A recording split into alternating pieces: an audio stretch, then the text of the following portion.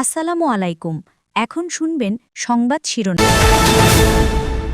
ময়মনসিংহের সীমান্ত নদী থেকে অবৈধভাবে বালু তোলায় বিলীনের পথে ভারত বাংলাদেশের সীমানা চিহ্ন প্রভাবশালীদের দৌরাত্মে থামানো। প্রার্থীকে ধর্ষণের প্রতিবাদে মিরপুরে বিইউপি শিক্ষার্থীদের অবস্থান বিক্ষোভ, জড়িতদের দ্রুত গ্রেফতার করে শাস্তি। রাতের আধারে টর্চ জ্বালিয়ে সংঘর্ষে জড়ালো হবিগঞ্জের 2 গ্রামের মানুষ, ওজনে মিষ্টি কম দেওয়ার জের, আহতে। শাপলা ছাড়া চাপিয়ে দেয়া কোনো প্রতীক মানবে না এনসিপি, ইসি নিরপেক্ষতা নিয়ে সংশয়, আইনের বাইরে যাওয়ার সুযোগ নেই জানালেন কমিশনার আনোয়ারুল। আসসালামু আলাইকুম।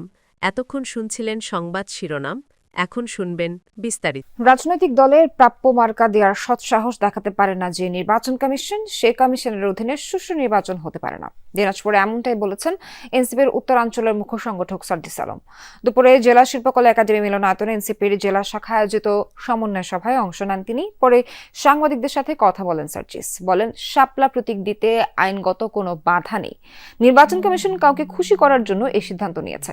জুলাই সনদ নিয়ে সার্জিস আলম বলেন, এর আইনগত ভিত্তি থাকতে হবে। নামকাওয়াস্তে একটা কাগজ জনগণ মেনে নেবে না। সমন্বয় সভায় জেলার 13 উপজেলা থেকে এনসিপির নেতাকর্মীরা অংশ নেন।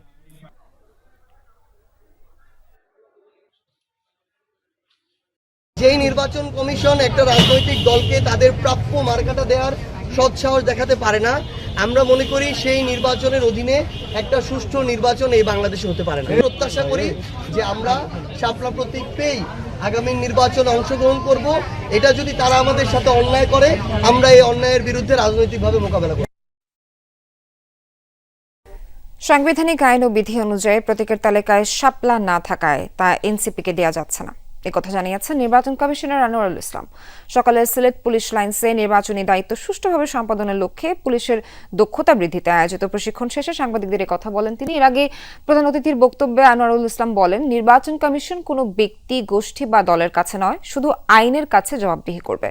সবার সহযোগিতায় সুষ্ঠু নির্বাচন অনুষ্ঠিত হওয়ার আশা প্রকাশ করেন তিনি। বলেন, অতীতের মতো নির্বাচন হওয়ার কোনো সুযোগ নেই, পাশাপাশি বিতর্কিত কেউ আগামী নির্বাচনী দায়িত্বে থাকতে পারবেন না বলেও জানান আনোয়ারুল ইসলাম।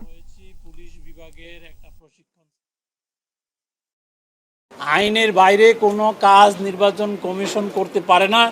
সুতরাং আইন এবং বিধি অনুযায়ী আমাদের তালিকায় যেই মার্কাগুলো রয়েছে, যে প্রতীকগুলো রয়েছে, সেগুলোর মধ্যে যে প্রতীকটা চাচ্ছেন সেই প্রতীকটা না থাকার কারণে নির্বাচন কমিশন দিতে পারছে না। সহপাঠীকে ধর্ষণে জড়িতদের দ্রুত গ্রেফতারের দাবি করেছে বাংলাদেশ ইউনিভার্সিটি অফ প্রফেশনাল বিইউপির শিক্ষার্থীরা। পাশাপাশি অপরাধীদের দৃষ্টান্তমূলক শাস্তির দাবিও করে তারা। এসব দাবিতে বিক্ষোভ মিছিল এবং মিরপুর 10 গোল চত্বর অবরোধ করেন শিক্ষার্থীরা।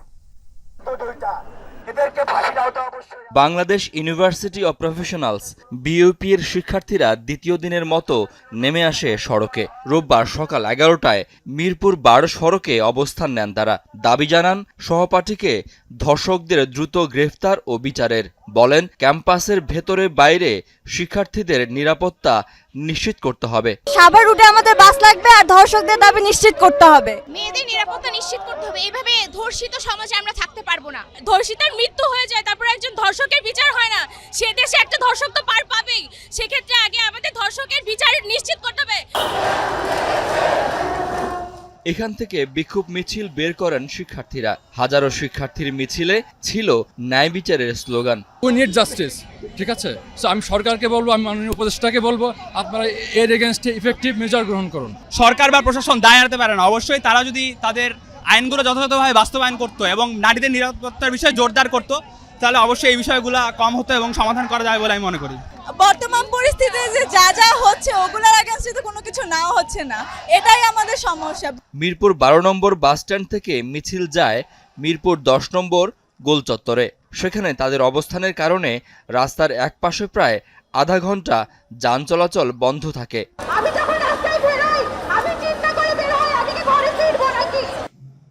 এদিকে শিক্ষার্থী ধর্ষণের ঘটনায় মিঠু বিশ্বাস নামে এক আসামিকে ধরেছে পুলিশ। শনিবার রাতে রাজধানীর তেজগাঁও এলাকার তেজকনি পাড়া থেকে মামলার এই 3 নম্বর আসামিকে গ্রেফতার করা হয়। বিভিন্ন জায়গায় সাঁড়াশি অভিযান পরিচালনা করেছি এবং অভিযান পরিচালনা করে আমরা এই ঘটনায় জড়িত অন্যতম আসামি মিঠু বিশ্বাসকে আমরা গ্রেপ্তার করতে সক্ষম হই। গত 14 অক্টোবর সন্ধ্যায় সাভারের বিরুলিয়ায় বিশ্ববিদ্যালয় শিক্ষার্থী ধর্ষণের ঘটনায় 3 জনের নাম উল্লেখ করে মামলা দায়ের করা হয়। শাকিল হাসান, যমুনা নিউজ, ঢাকা। ৫% বাড়ি ভাড়া ভাতার প্রস্তাব প্রত্যাখ্যান করে সারা দেশেও কর্মবিরতি পালন করছেন এমপিওভুক্ত শিক্ষকরা। দেশের বিভিন্ন শিক্ষা প্রতিষ্ঠানে শিক্ষকরা উপস্থিত থাকলেও পাঠদান থেকে বিরত থাকছেন তারা।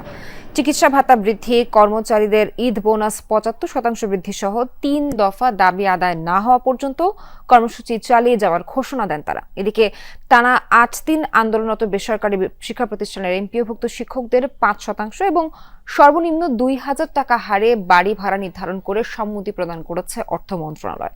তবে প্রস্তাব প্রত্যাখ্যান করে আন্দোলন চালিয়ে যাওয়ার ঘোষণা দিয়েছেন আন্দোলনরত এমপিওভুক্ত বেসরকারি শিক্ষক কর্মচারীরা।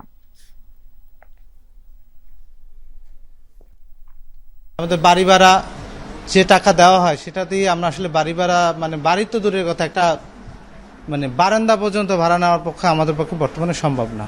5% আমরা মানবো না। এটা শিক্ষকদের সাথে পুরোপুরি একটা কোনো কিছু হতেই এসে না, এটা উপহাস, শিক্ষকদের সাথে পুরোপুরি উপহাসের সামিল। দর্শক, এই মুহূর্তে বিমানবন্দরে অগ্নিকাণ্ড নিয়ে ব্রিফিং করছে ফায়ার সার্ভিস। আমরা সরাসরি যাচ্ছি সেখানে।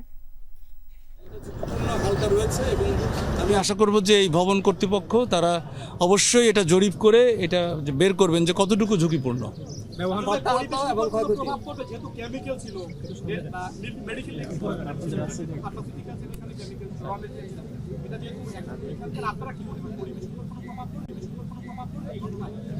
এইটা কিছুটা কম, কারণ এখানে যেটা হয়েছে কেমিক্যাল বলতে যেটা আমরা বুঝি মানে এটা কেমিক্যাল এজেন্ট তৈরি হয়েছে, মানে পুরার পরে আবার বাই প্রোডাক্ট আরেকটা এজেন্ট তৈরি হয়েছে।